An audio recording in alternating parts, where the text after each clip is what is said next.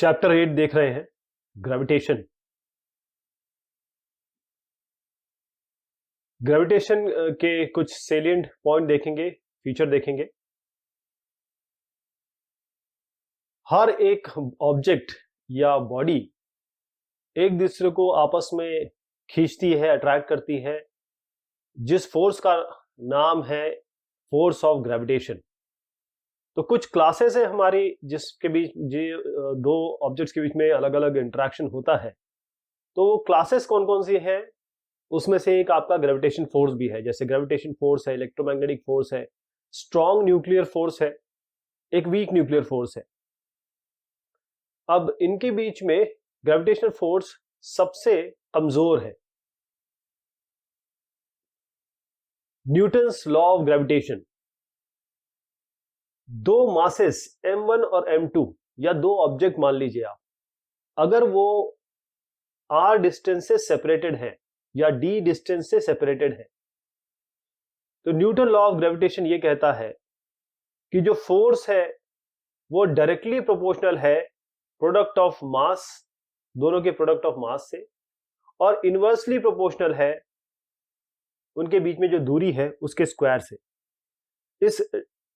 इसको कह सकते हैं F directly proportional to m1 m2 by r square. अगर मैं ये प्रोपोर्शनलिटी साइन हटाऊं तो यहां पर capital G is equal to कर दिया जाए, कैपिटल G एक कांस्टेंट यहां पर लगाया जाएगा जिसको हम यूनिवर्सल ग्रेविटेशनल कांस्टेंट कहते हैं। यानी कि m1 और m2 के बीच में दूरी r है, इसमें जो फोर्स लग रहा है ग्रेविटेशन फोर्स वो है capital G m1 m2 r by r square. ये कैपिटल G की संख्या होती है 6.67 इंटू 10 टू द पावर -11 और पूरे यूनिवर्स में ये समान रहता है। चाहे कोई भी नेचर हो, साइज हो बॉडी का, या कोई माध्यम इनके बीच में कोई भी माध्यम हो, इससे ये इंडिपेंडेंट है, जी की वैल्यू चेंज नहीं होती है। डायमेंशनल फार्मूला जी का m की पावर -1, l की पावर 3 और t की पावर -2। तो ये -1, 3 और -2 इसके डिमेंशंस हुए। कुछ इंपॉर्टेंट पॉइंट्स हमें पता होने चाहिए ग्रेविटेशनल फोर्स के। पहली चीज तो ग्रेविटेशनल फोर्स एक सेंट्रल फोर्स है, साथ में कंजर्वेटिव फोर्स भी है। सबसे वीकेस्ट फोर्स है ये नेचर का। इलेक्ट्रोस्टैटिक फोर्स से अगर इसे कंपेयर करें तो 10 की पावर 36 टाइम्स स्मॉलर है, 10 की पावर 18 टाइम्स स्मॉलर है अगर न्यूक्लियर फोर्स की बात करें तो। जो भी बॉडीज हैं, कोई भी साइज है, शेप है, पोजीशन है, जो लॉ ऑफ ग्रेविटेशन यहां पर एप्लीकेबल है, यहां पर लगेगा। आपने ये देखा होगा या ये सुना होगा कि जैसे कोई भी प्लैनेट है उसके अराउंड उसका सैटेलाइट या बाकी दूसरे प्लैनेट चक्कर काटते हैं। जैसे सन के अराउंड अर्थ चक्कर काटता है, अर्थ के अराउंड मून चक्कर काटता है, तो उसको वो एनर्जी कहां से मिल रही है, उसको वो फोर्स कहां से मिल रहा है, कैसे वो घूम रहा है, घूमते चला जा रहा है, तो वो ग्रेविटेशन फोर्स से मिलता है। जो सेंट्रीपिटल फोर्स जो आता है जिसके कारण ये ऑर्बिटल मोशन हो रहा है, घूम रहा है ये इसके अराउंड, वो ग्रेविटेशन फोर्स के तहत आता है। जो ग्रेविटेशन पुल है अर्थ का, अगर हम हमारे पृथ्वी की बात करें तो उसे हम ग्रेविटी कहते हैं। तो न्यूटन का थर्ड लॉ यहां पर भी फोर्स ऑफ ग्रेविटेशन, क्योंकि अल्टीमेटली ये तो फोर्स ही है ना, तो यहां ये ग्रेविटेशन का जो किसी संख्या है या इसकी जो परिभाषा है वो न्यूटन लॉ से ही, थर्ड लॉ से गवर्न होगी। यानी कि ग्रेविटेशन फोर्सेस के बीच में, दो ऑब्जेक्ट्स के बीच में जो फोर्स लग रहा है उसमें एक्शन रिएक्शन पेयर होगा। कुछ और चीजें अगर हम रिवाइज करें तो इलेक्ट्रोस्टैटिक फोर्स जो हम देखते हैं, ग्रेविटेशन फोर्स कोई भी मीडियम हो बीच में उससे इंडिपेंडेंट होता है, जो कि इलेक्ट्रोस्टैटिक फोर्स नहीं होता है। ग्रेविटेशन फोर्स कंजर्वेटिव है, ये हम एक्सप्रेस करते हैं दो मासेस हो बीच में तो। और अगर कोई स्फेरिकल बॉडीज हो या ऐसी बॉडीज हो तो हम समझते हैं बड़ी बॉडी हो तो उसके सेंटर ऑफ मास में सारा मास कॉन्सेंट्रेटेड है, उस हिसाब से हम आगे बढ़ते हैं। Acceleration due to gravity G, ये एक ऐसा एक्सेलरेशन है या यूनिफॉर्म एक्सेलरेशन है जब भी कोई बॉडी, अगर हम अर्थ की बात करें तो ये बॉडी अर्थ की तरफ अगर गिरती है तो इसमें कुछ एक्सेलरेशन आता है। वो एक्सेलरेशन जो होता है वो एक्सेलरेशन ड्यू टू ग्रेविटी होता है, जिसको हम जी से रिप्रेजेंट करते हैं, यूनिट उसका मीटर पर सेकंड स्क्वायर है। ये एक वेक्टर क्वांटिटी है, इसका डायरेक्शन जो होता है सेंटर ऑफ अर्थ इस तरफ होता है। कुछ भी मास हो ये मास से इंडिपेंडेंट होता है, यानी कि जी चाहे छोटा मास हो चाहे बड़ा मास हो दोनों पे समान लगता है। जी थोड़ी जगह के हिसाब से थोड़ा सा चेंज होता है। जी का मान जो है एक्सेप्टेबल 9.8 मीटर पर सेकेंड स्क्वायर लिया जाता है, लेकिन प्रैक्टिकल पर्पसेस के लिए कई बार कंप्यूटेशन के लिए 10 मीटर पर सेकेंड स्क्वायर भी लिया जाता है। अगर इसको कंपेयर करें मून से, तो मून पे जाते ही ये g/6 हो जाएगा। अगर इसी को सन पे ले जाएं तो 27g हो जाएगा। ये अंतर है। अगर सबसे कम ग्रेविटी की बात करें तो कहां है? मर्क्यूरी पे सबसे कम है। जो रिलेशनशिप बनती है ग्रेविटी की जी की, वो है आपकी कैपिटल G m/r², जहां पर आप जो मास लेंगे वो मास ऑफ अर्थ होगा जो 6 × 10⁻24 kg है। रेडियस 6400 किलोमीटर तकरीबन मानते हैं, अप्रॉक्स है 6.38 × 10⁻6 अगर इसको आप मीटर में लेना चाहें तो। अगर कोई एक बॉडी h डिस्टेंस से नीचे की तरफ आ रही है तो जो GH है, ग्रेविटी एट h लगेगा, वो है कैपिटल G × m/r+h²। एक और इसका रिलेशनशिप है G × 1 - 2h/r। यहां पर h हाइट है, कैपिटल R जहां भी देखें आप, इसका मतलब रेडियस ऑफ अर्थ की बात हो रही है। G आपका ग्रेविटेशनल कांस्टेंट है, मास बॉडी का मास है। क्या क्या फैक्टर इफेक्ट करते हैं एक्सेलरेशन ड्यू टू ग्रेविटी को? सबसे पहले समझिएगा shape of earth. Gravity 1/r² के इनवर्सली प्रोपोर्शनल है। अर्थ हमारा इलिप्टिकल शेप है, हम इसको सर्कल तो बना देते हैं ये, लेकिन ये इलिप्टिकल शेप है। इसका क्रस्ट भी बहुत कटा फटा है, यानी कि बिल्कुल राउंड शेप नहीं है। अगर और थोड़ा सा डीप में देखें तो जो पोल का डायमीटर है वो इक्वेटर के डायमीटर से, जो पोल का डायमीटर है यहां से यहां तक, वो 42 किलोमीटर कम है यहां से यहां तक डायमीटर के। अगर मैं इसको x बोलूं तो ये जो होगा वो x-42 होगा। यानी कि अगर कोई भी ऑब्जेक्ट आप यहां पर रखें तो वो सेंटर के 42 किलोमीटर करीब आ जाएगा। यहां पर x होगा तो x-42। तो इससे समझ सकते हैं आप कि अगर नॉर्थ पोल पे अगर आप कोई ऑब्जेक्ट ले जाएं उस पर ज्यादा ग्रेविटी लगेगी बनिस्बत कि उसको यहां रखें इक्वेटर पे, उसमें इसके कंपैरिजन में कम लगेगी। तो ग्रेविटी मिनिमम है, कम है इक्वेटर पे, और पोल पे क्योंकि 42 किलोमीटर आप ज्यादा करीब चले गए सेंटर के, ज्यादा लगती है। जो अर्थ का रोटेशन है, आप मान लीजिए कि अर्थ इस तरीके से रोटेट करता है, आपकी बॉडी इस तरफ है, ये आपका इक्वेटोरियल प्लेन है यानी इक्वेटर है, ये कोई भी पॉइंट हो सकता है। अब आप देखिए कि अगर ये लैम्डा एंगल बना रहा है यहां पर इस जगह पे, अगर आपको लैटिट्यूड लॉन्गिट्यूड का आइडिया होगा तो ये भी एंगल्स होते हैं। एक एंगल जो होता है वो इक्वेटर के हिसाब से किस तरीके से जो प्लेन बन रहे हैं ऊपर की तरफ, उसको हम एक एंगल कहते हैं, और जो हमारे जो मेरिडियंस हैं उनसे जो एंगल बना रहा है वो अलग एंगल होते हैं। एक होता है लैटिट्यूड, एक होता है लॉन्गिट्यूड। तो अगर इस को जरा सॉल्व करें तो हमारे पास एक इक्वेशन आती है। मान लीजिए लैटिट्यूड लैम्डा है, अगर ओमेगा ये जो घूम रहा है आपका अर्थ, वो ओमेगा एंगुलर वेलोसिटी से घूम रहा है, और घूम रहा है मतलब अपने एक्सिस पे रोटेट कर रहा है। तो लैटिट्यूड अगर इस पॉइंट का लैम्डा है, लैटिट्यूड भी एंगल होता है, तो जी डैश जो इस पॉइंट पे होगा वो होगा g-r⍵² cos² लैम्डा।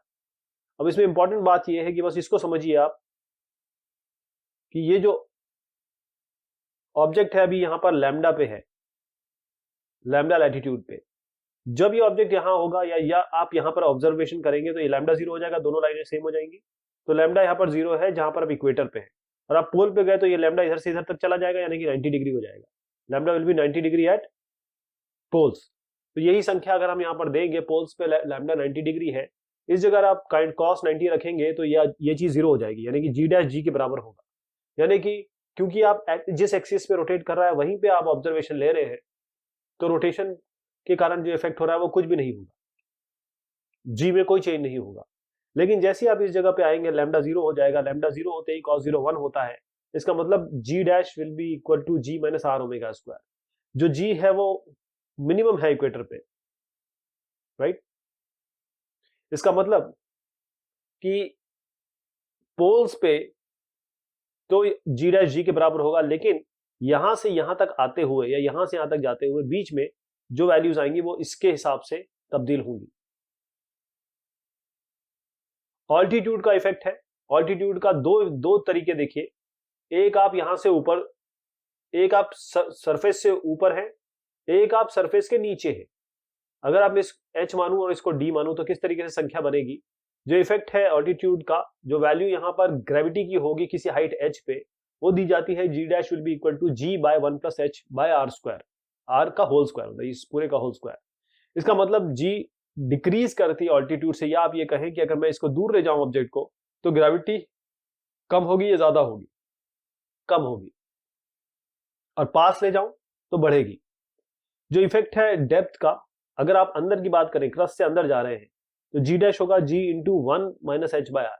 इसका मतलब जैसे ही आप अंदर की तरफ जाएंगे तो ग्रेविटी कम होगी, यानी कि अगर सेंटर पे अगर आप आ गए, अगर मैं यहाँ पर h और r को बराबर रख दूं तो 1 माइनस ये दोनों कट जाएंगे, 1 माइनस 1 होगा, ये 0 हो जाएगा, मतलब ये g into 0 will be 0, g dash आपका 0 हो जाएगा। इसका मतलब अगर आप सेंटर पे आ गए तो यहां पर ग्रेविटी आपकी 0 हो जाएगी।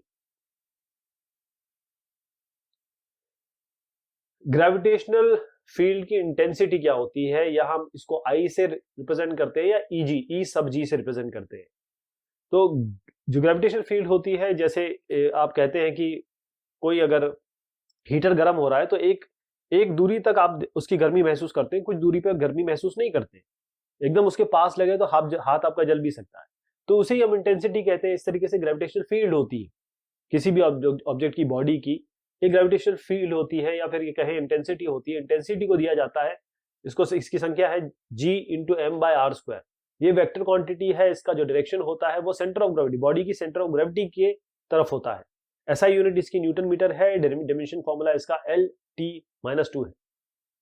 तो ग्रेविटेशनल मास mg, इसको हम न्यूटन लॉ ऑफ ग्रेविटेशन से बताते हैं, यानी कि अगर हम मास निकालना चाहें तो वो होगा वेट जो बॉडी का है, साथ में आपकी एक्सेलरेशन ड्यू टू ग्रेविटी, इस तरीके से निकलता है। या आप कहें वेट इक्वल टू mg, यहीं से निकाला गया है ये, और ये आपका न्यूटन लॉ ऑफ ग्रेविटेशन से ही आया है, क्योंकि अल्टीमेटली आप इसको फोर्स बोल रहे हैं। ग्रेविटेशनल पोटेंशियल, अब हर एक बॉडी या किसी ऑब्जेक्ट, सेलेस्टियल बॉडी या प्लैनेट, हर एक का एक ग्रेविटेशनल फील्ड होता है। तो जो ग्रेविटेशनल पोटेंशियल होता है किसी भी पॉइंट पे, इधर ले इधर ले इधर ले, वो किसके बराबर होता है, जितना काम किया गया, जितना वर्क किया गया पर यूनिट मास, मतलब वर्क पर यूनिट मास, ताकि उस बॉडी को इंफिनिटी से इस पॉइंट तक लाया जा सके। इसको हम Vg से रिप्रेजेंट करते हैं, V सब G है ये। ग्रेविटेशनल पोटेंशियल होता है ये वर्क डन आपने किया पर मास, मतलब minus G M by R. SI unit इसकी जूल पर केजी है, स्केलर क्वांटिटी है, डायमेंशन फॉर्मूला इसका L⁻³ R⁻²। क्योंकि वर्क ऑब्टेन किया जा रहा है, वर्क किसी चीज के अगेंस्ट किया जा रहा है, इसलिए इसको नेगेटिव, ये नेगेटिव आता है, ये जो नेगेटिव साइन आप देख रहे हैं। तो ग्रेविटेशनल पोटेंशियल ये हमेशा आपको नेगेटिव मिलेगा। अब ग्रेविटेशनल पोटेंशियल एनर्जी क्या होती है? ग्रेविटेशनल पोटेंशियल एनर्जी किसी भी ऑब्जेक्ट की किसी भी पॉइंट पे ग्रेविटेशनल फील्ड में वो किसके बराबर होती है, कितना काम किया गया उस ऑब्जेक्ट को इंफिनिटी से उस पॉइंट तक लाने के लिए। इसको रिप्रेजेंट करते हैं कैपिटल यू से। तो ग्रेविटेशनल पोटेंशियल एनर्जी एक काम है, एक एनर्जी है, कितना काम किया गया, वो minus G capital M small M by R. जो नेगेटिव साइन इसमें बताया जा रहा है वो ग्रेविटेशनल पोटेंशियल, इसका मतलब यह है कि ग्रेविटेशनल पोटेंशियल एनर्जी कम होगी अगर दूरी बढ़ेगी, जितनी दूरी कम होगी उतनी ये इंक्रीज होगी। तो ग्रेविटेशनल पोटेंशियल एनर्जी हाइट के हिसाब से, अगर कोई एक आप हाइट ले तो कैसे निकाली जाती है, यू एच, अगर यू सब एच हम निकालना चाहें तो minus G capital M small M by R, साथ में एच जोड़ देंगे, इसकी संख्या इस तरीके से भी बनेगी।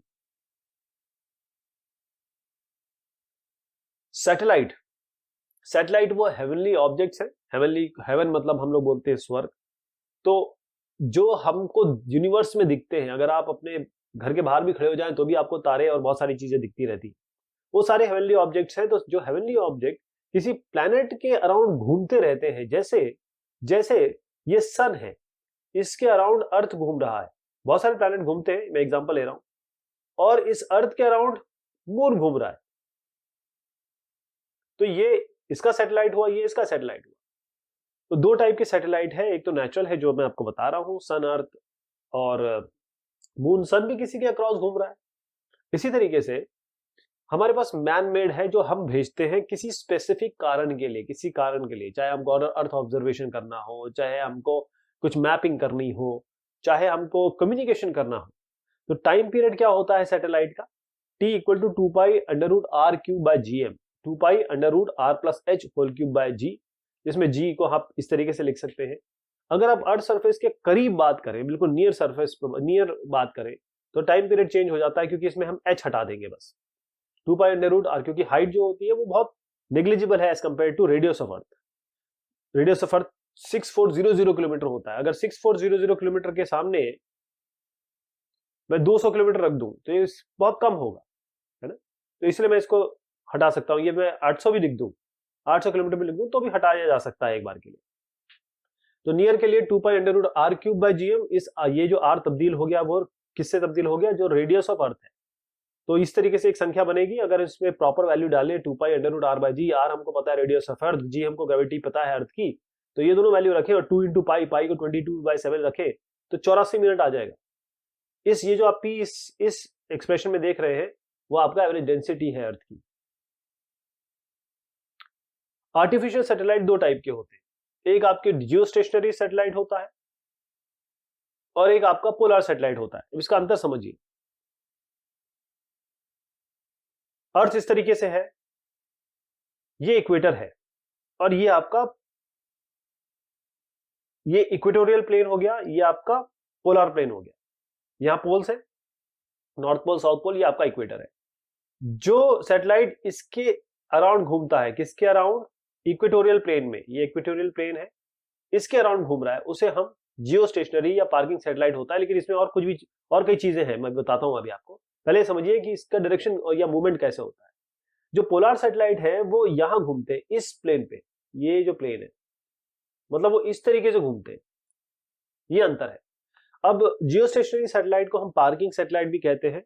अब इंपॉर्टेंट बात ये है कि क्योंकि आप यहां, ये यहां पर है, ये अगर आप यहां खड़े हैं, यहां खड़े, यहां खड़े, तो आपको हमेशा ये सैटेलाइट हमेशा फिक्स दिखाई देगा। ऐसे लगेगा कि ये चल ही नहीं रहा है, घूम ही नहीं रहा है, बिल्कुल सामने खड़ा हो, सामने लगा हुआ है। होता ये 36,000 किलोमीटर पे है, लेकिन आपको फिक्स दिखाई देगा। इसका कारण ये है कि जितने समय में अर्थ घूमता है अपने एक्सिस पे, उतने समय पे ये एक रेवोल्यूशन कर लेता है। इसका मतलब कि जो हाइट है उसकी अर्थ सरफेस से वो 36,000 किलोमीटर है, और एक जो सैटेलाइट है जो फिक्स दिखता है किसी डेफिनेट हाइट पे, अगर ऑब्जर्वर यहां खड़ा हुआ है अर्थ पे, उसको लगेगा कि ये स्टेशनरी है। जियो मतलब अर्थ, स्टेशनरी मतलब रुका हुआ है, इसीलिए हम इसको रुका हुआ सैटेलाइट कहते हैं, पार्किंग सैटेलाइट कहते हैं। ये पार्क्ड है, लेकिन ऐसा नहीं है, घूम रहा है। क्यों? क्योंकि इसकी हाइट एक स्पेसिफिक वैल्यूज दी गई है जिसके हिसाब से ये घूम रहा है, लेकिन हमको फिक्स दिखता है। तो हाइट इसकी 36,000 किलोमीटर है, रेडियस इसके ऑर्बिट का करीबन 400 किलोमीटर है, और टाइम पीरियड इसका 24 घंटे है। ये बहुत इंपॉर्टेंट नंबर है। क्यों? क्योंकि इसका टाइम पीरियड वही है जिस टाइम पीरियड पे अर्थ अपने एक्सिस पे घूम जाता है। ऑर्बिटल वेलोसिटी इसकी 3.1 किलोमीटर पर सेकंड है। एंगुलर वेलोसिटी इसकी 2π/24 से निकाले तो ये संख्या आती है। तो ये इक्वेटोरियल प्लेन पे घूम रहे हैं, they revolve around equatorial plane. ये इक्वेटोरियल प्लेन पे, इक्वेटर वाले प्लेन पे ये घूमते हैं।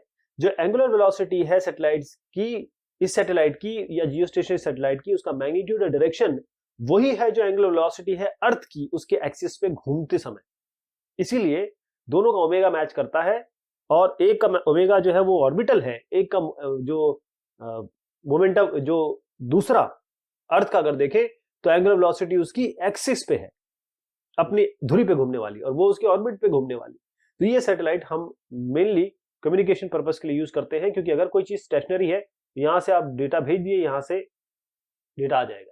अगर ये घूमते समय इधर चला गया तो यहाँ वाले कैसे बात करेंगे? इसलिए जियो स्टेशनरी सैटेलाइट का काम, जैसे आप इंडियन की बात करें तो INSAT 2B 2C INSAT series जो है वो सारे के सारे आपके जियो स्टेशनरी सैटेलाइट्स हैं। पोलर सैटेलाइट की बात करें तो पोलर सैटेलाइट, पोलर, ये पोलर रीजन में घूमता है, यानी कि पोलर प्लेन में घूमता है। ये ऑर्बिट आपके पोलर ऑर्बिट्स में घूमते हैं। पोलर ऑर्बिट वो ऑर्बिट होती है जो इक्वेटर से, ये अगर अर्थ है, ये इक्वेटर है, ये 90 डिग्री बनाती है। जो हाइट है अर्थ पे करीबन 880 किलोमीटर होती है इनकी। टाइम पीरियड 84 मिनट है। ऑर्बिटल वेलोसिटी 8 किलोमीटर प्रति सेकंड है। एंगुलर वेलोसिटी करीबन आप 2π/84 से निकाल लीजिए, क्योंकि टाइम पीरियड आपके पास है ही, और ये रेडियन में निकाल सकते हैं।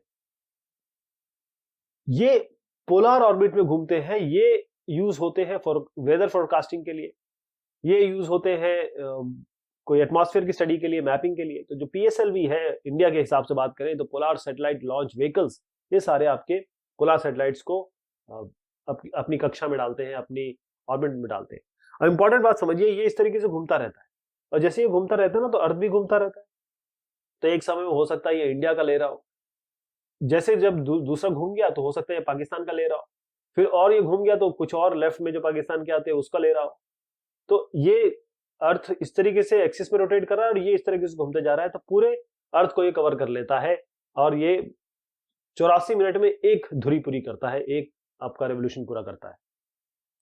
ऑर्बिटल वेलोसिटी एक ऐसी मिनिमम वेलोसिटी है किसी भी सैटेलाइट की, वो मिनिमम वेलोसिटी है जो वेलोसिटी इसको दी जाए ताकि सैटेलाइट अब अर्थ के ऑर्बिट में आ जाए।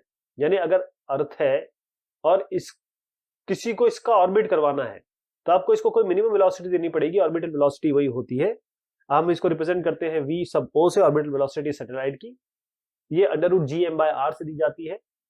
एक और एक्सप्रेशन है, कैपिटल R बाहर लीजिए, √G/r+h। h हाइट है, R रेडियस ऑफ अर्थ है, और m मास है प्लैनेट का। ये अर्थ के लिए नहीं है, किसी भी प्लैनेट के लिए आप कर सकते हैं। और जैसे बताया कि अगर ये करीब हो अर्थ के तो इस हाइट को हम हटा सकते हैं, इस हाइट को हटा सकते हैं, तो R ले सकते हैं इस स्मॉल r को इस केस में।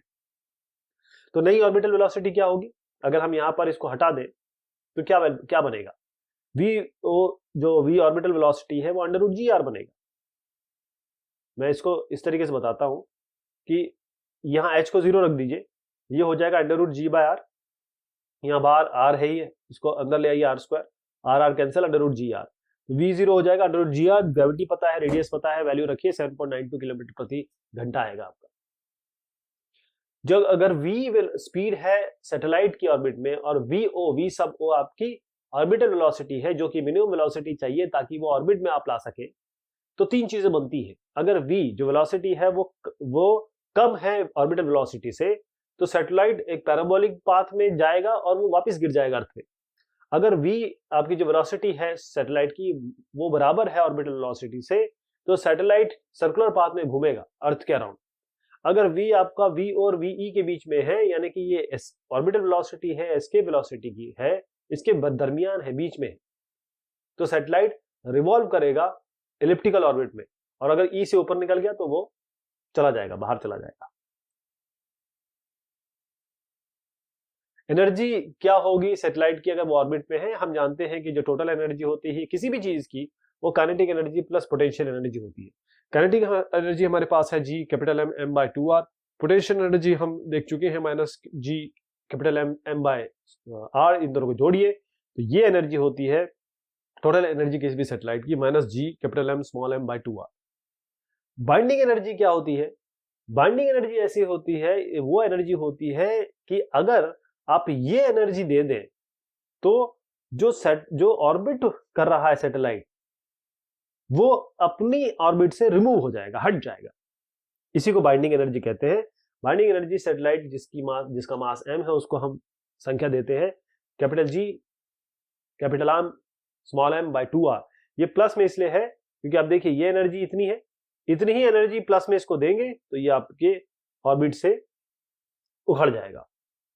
एस्केप वेलोसिटी क्या होती है, जैसे कि नाम ही बता रहा है कि ऐसी वेलोसिटी जिससे एस्केप हो जाए। कहां से एस्केप करना है, अर्थ की ग्रेविटेशनल फील्ड से। तो ये एक ऐसी मिनिमम वेलोसिटी होती है जिससे किसी भी ऑब्जेक्ट को, बॉडी को प्रोजेक्ट किया जाए, भेजा जाए, फेंका जाए अर्थ सरफेस से, यानी कि यहां से फेंका जाए, भेजा जाए। अर्थ की एक ग्रेविटेशनल फील्ड है, इस ग्रेविटेशनल फील्ड से ये बाहर चला जाए और कभी वापस ना आए, इसको एस्केप वेलोसिटी कहते हैं।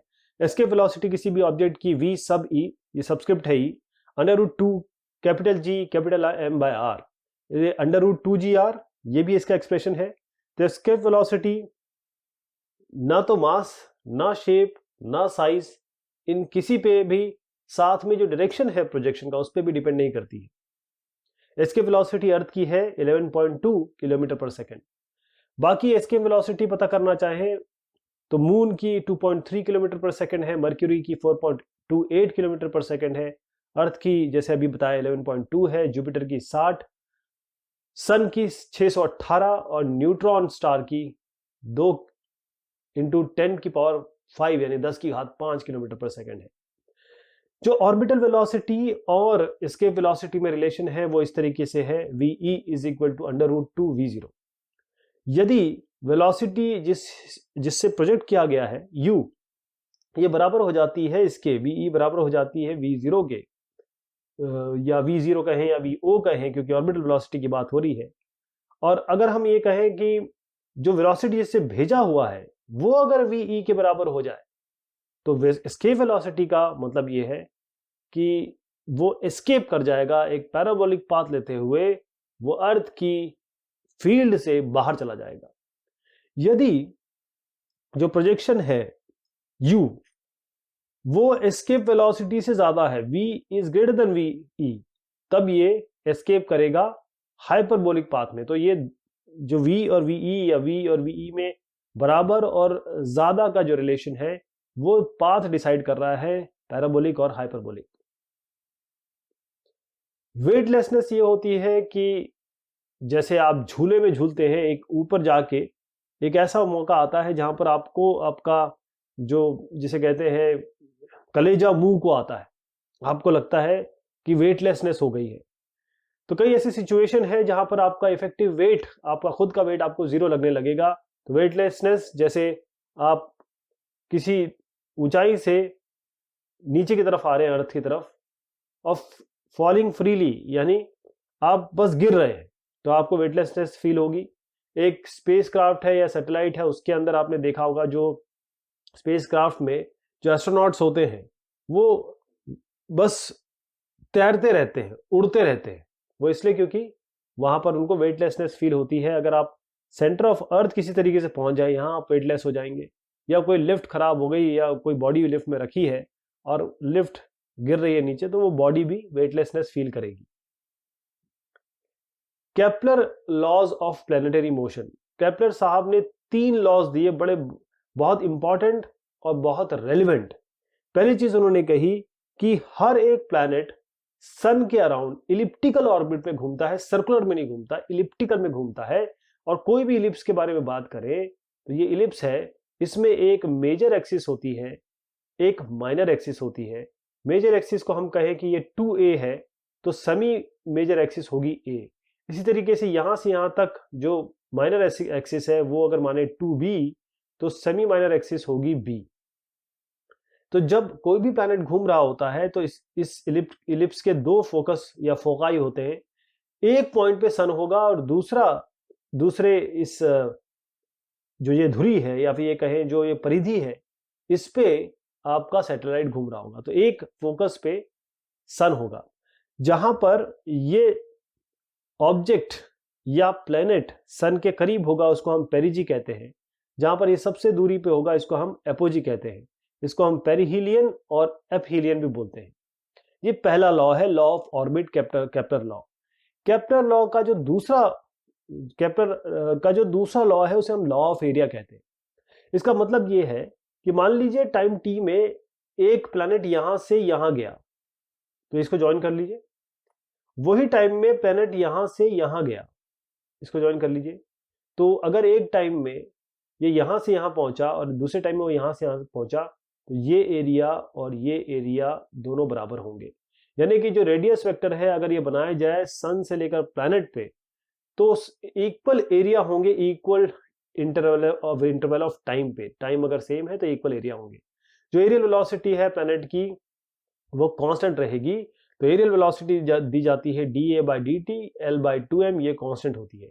इसका मतलब अगर A से B गए उस टाइम पे और C से D गए तो ये 1 और 2 आप जो देख पा रहे हैं ये दोनों एरिया सेम होंगे। जहां पर ये L एंगुलर मोमेंटम है, M आपका मास है प्लैनेट का।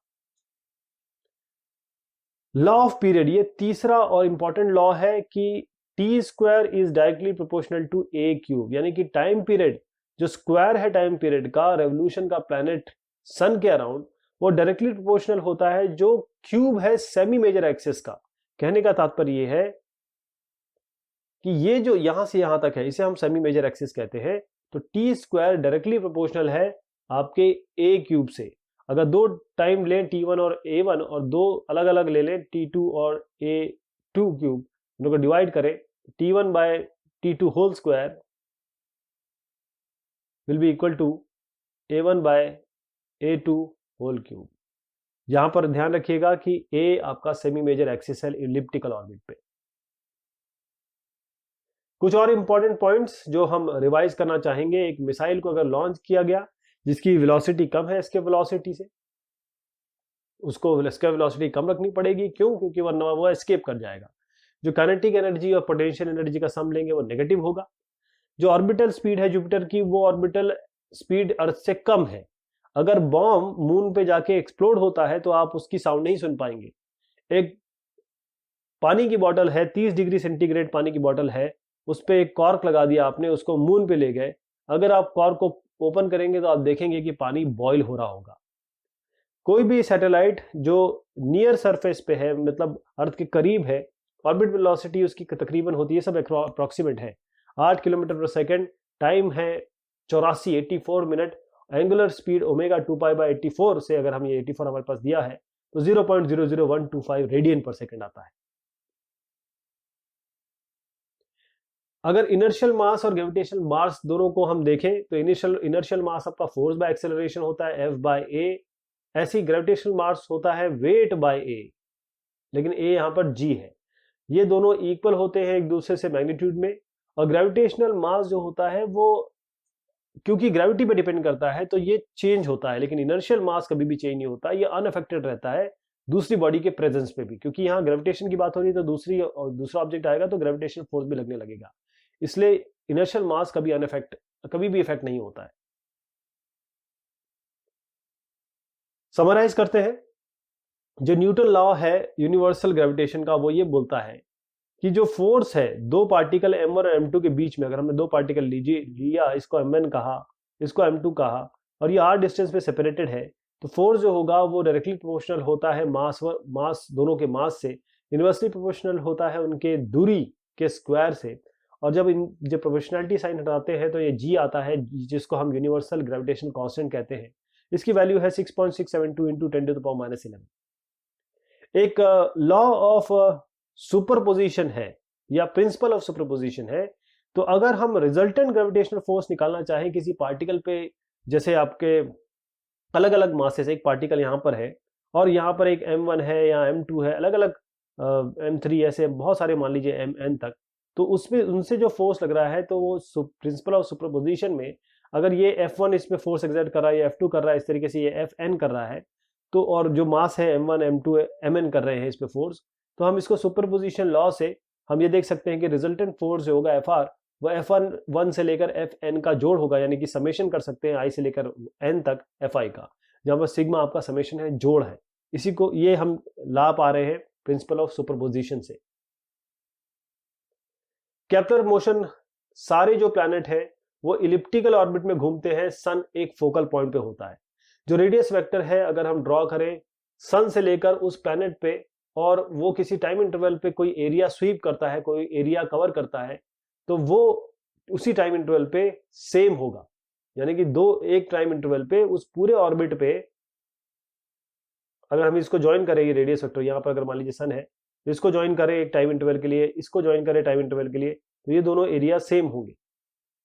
जो स्क्वायर होता है आपके ऑर्बिटल पीरियड का, वो डायरेक्टली प्रोपोर्शनल होता है क्यूब सेमी मेजर एक्सिस का इलिप्टिकल ऑर्बिट में। और जो टाइम और रेडियस है सर्कुलर ऑर्बिट का, जो प्लैनेट घूम रहा है सन के अराउंड, उसको हम दिखाएंगे T² = 4πr² G/ms r³। इसमें ms जो देख रहे हैं वो मास ऑफ सन है, और जितने भी प्लैनेट हैं वो तकरीबन सर्कुलर ऑर्बिट सन के अराउंड घूमते हैं। इलिप्टिकल ऑर्बिट में ये जो क्वेश्चन या कहें कि इक्वेशन है, ये वैलिड रहेगी अगर आप r को रिप्लेस कर दें a से, r³ अगर a³ हो जाए। एक्सेलरेशन ड्यू टू ग्रेविटी एक हमारा अर्थ है, इसकी हाइट पे अगर कोई ऑब्जेक्ट देखें या इसके अंदर जाए हम सेंटर ऑफ मास की तरफ, तो यहाँ क्या है, इसको मैं h बोलता हूँ, इसको d बोलता हूँ। तो अगर हाइट h पे है तब क्या होगा, डेप्थ d पे है होगा तो क्या होगा, क्योंकि ग्रेविटी हाइट का फंक्शन है, ग्रेविटी रिड्यूस और इंक्रीज होती है विद रिस्पेक्ट टू हाइट। तो इसका एक्सप्रेशन है g into M E by R E plus H whole square. अगर h बहुत कम है आर ई से, यानी कि हाइट निग्लेक्ट कर सकते हैं आप रेडियस ऑफ अर्थ के कंपेयर में, तो ये इक्वेशन आपकी हो सकती है g into M E by R E square into 1 minus 2h by R E. h जो हाइट पे है और जीरो जो इस हाइट पे जो चीज है और जो जीरो मतलब यहाँ सरफेस पे है, उसका रिलेशन है G H equal to G zero 1 minus 2h by R E. यहाँ पर जी जीरो है क्योंकि इस पॉइंट की बात हो रही है, तो G M E by R E square. अगर आप यहाँ पर h जीरो रख दे तो अपने आप आपको ये मिल जाएगा। अगर डेप्थ की बात करें, अंदर की तरफ जाएं अर्थ की तरफ, तो जो डेप्थ के हिसाब से चेंज होता है वो है G M E R E 1 minus D by R E. D ये डिस्टेंस है जितनी दूरी आप चले, और आप देखें अगर मैं d और आर ई को बराबर कर दूं तो ये जी डी जीरो हो जाएगा, यानी कि इस पॉइंट पे आपकी ग्रेविटी जीरो हो जाएगी। जो ग्रेविटेशनल फोर्स है ये कंजर्वेटिव फोर्स है। इसका मतलब जो पोटेंशियल एनर्जी फंक्शन इसमें हम डिफाइन कर सकते हैं। जो ग्रेविटेशनल पोटेंशियल एनर्जी है, दो पार्टिकल अगर वो r डिस्टेंस से सेपरेटेड है, उसको दिया जाता है v equal to minus sign देखिए g into M one M two by R. यहाँ पर v हो जाएगा जीरो, अगर आप r इनफाइनाइट यहाँ पर इनफाइनाइट रख दें तो ये अपने आप जीरो हो जाएगा। जो टोटल पोटेंशियल एनर्जी है जो पार्टिकल की बात कर रहे हैं, वो सम होता है एनर्जी बाकी सब पार्टिकल को अगर एक साथ ले, यानी कि हर एक पेयर रिप्रेजेंट करता है इसमें एक एक पेयर m1 m2, हर एक पेयर है m1 m2 m1 m2, ऐसे हर एक पेयर का लेंगे तो ये प्रिंसिपल ऑफ सुपरपोजिशन से हम लेके आते हैं। अगर किसी भी एनर्जी की बात करें तो वो सम किसका होता है, आपकी kinetic energy plus potential energy. तो अगर मास m है, वेलोसिटी v है किसी भी आइसोलेटेड सिस्टम में, और एक कैपिटल मास के अराउंड ये चीज है, तो टोटल मैकेनिकल एनर्जी उस पार्टिकल की क्या हो जाएगी, E equal to half M V square minus G M capital M M by R. ये टोटल मैकेनिकल एनर्जी जो है वो सम है इस काइनेटिक एनर्जी का और पोटेंशियल एनर्जी का। ये टोटल एनर्जी कांस्टेंट होती है। यदि m घूम रहा है सर्कुलर ऑर्बिट में और रेडियस a है, उस m के अबाउट घूम रहा है, और जो मास है बड़े ऑब्जेक्ट का वो बहुत ज्यादा है एज कंपेयर टू छोटे वाले के, तो टोटल एनर्जी आपकी क्या होगी, E equal to minus G M capital M small m by 2a। ऐसे ही जो काइनेटिक एनर्जी और पोटेंशियल एनर्जी अलग अलग देखा जाए तो k g capital M m by 2a, v आपका g capital M m by a, इन दोनों को आप अगर जोड़ेंगे तो आपको इसी तरीके की वैल्यू मिलेगी। जो एस्केप वेलोसिटी है अर्थ के सरफेस पे, अगर कौन सी ऐसी वेलोसिटी दी जाए जिससे ये अर्थ के फील्ड से, ग्रेविटेशनल फील्ड से निकल जाए और कभी दोबारा ना आए, वो v है 2 into G M E by R E under root, या इसको और थोड़ा सा सॉल्व करेंगे तो under root 2 G R E, ये g और आर ई हमको सब पता है, 2 पता है, तो 11.2 किलोमीटर पर सेकंड आएगा। ये ग्रेविटी है, ये आपका रेडियस ऑफ अर्थ है। जो पार्टिकल है, अगर हम एक यूनिफॉर्म स्फेरिकल शेल लें या सॉलिड स्फीयर लें, देखिए इस तरह की बात हो रही है, एक में हमारा स्फेरिकल शेल है, एक में ये भरा हुआ है, तो हमारे पास एक इंटरनल मास डिस्ट्रीब्यूशन इसका प्रॉपर है, तो जो स्फीयर अट्रैक्ट करेगा किसी पार्टिकल को, जो अपने तरफ खींचेगा, तो मास जो है वो मानेंगे कि ये सेंटर में कॉन्सेंट्रेटेड है, चाहे वो स्फेरिकल शेल हो चाहे सॉलिड स्फीयर हो। अगर एक पार्टिकल अंदर यूनिफॉर्म स्फेरिकल शेल के अंदर है तो जो ग्रेविटेशनल फोर्स इस पार्टिकल पे लग रहा होगा वो जीरो होगा, क्योंकि वो सेंटर पे ही है। अगर वो पार्टिकल अंदर है किसी सॉलिड स्फीयर के, तो जो फोर्स उस पार्टिकल पे लग रहा होगा वो कहां लगेगा, स्फीयर के सेंटर की तरफ। जो फोर्स एक्सर्ट हो रहा है स्फेरिकल मास किस तरफ होगा, particle, spherical mass interior to particle, उसकी तरफ एक्सर्ट हो रहा होगा फोर्स। जियो स्टेशनरी या जो हम यूज करते हैं जियो सिंक्रोनस कम्युनिकेशन के लिए, वो उस सर्कुलर ऑर्बिट में घूमता है जो इक्वेटोरियल प्लेन के अराउंड है, और अप्रॉक्सीमेट डिस्टेंस इसका करीबन 4.22 इंटू 10 की पावर 4 किलोमीटर है अर्थ के सेंटर से। ग्रेविटेशनल कांस्टेंट कैपिटल जी से दिया जाता है, डायमेंशन और यूनिट आपके सामने है, इसका जो वैल्यू है 6.67 into 10 to the power minus 11। Gravitational potential energy joule में दी जाती है, क्योंकि एनर्जी है, इसको रिप्रेजेंट करते हैं v, और क्योंकि ये r यानी कि फंक्शन है r का, तो minus G capital M m by R से दी जाती है। नेगेटिव साइन देखिएगा, स्केलर है ये। ग्रेविटेशन पोटेंशियल ये भी minus G M by R है, ये भी स्केलर है, और ये रिप्रेजेंट किया जाता है कैपिटल यू और ब्रैकेट में आर, क्योंकि ये भी फंक्शन है इस आर का, क्योंकि बाकी चीजें कांस्टेंट है, यहाँ भी कांस्टेंट है, ये आर पे ये फंक्शन है। ग्रेविटेशनल इंटेंसिटी आई से रिप्रेजेंट किया जाता है या ई सब जी से रिप्रेजेंट किया जाता है, ये gm/r² है, आर कैप बता रहा है कि ये वेक्टर है। तो ये बात हुई ग्रेविटेशन की चीजें हमने समझने की कोशिश की। बहुत शुक्रिया, बहुत मेहरबानी आप सभी की।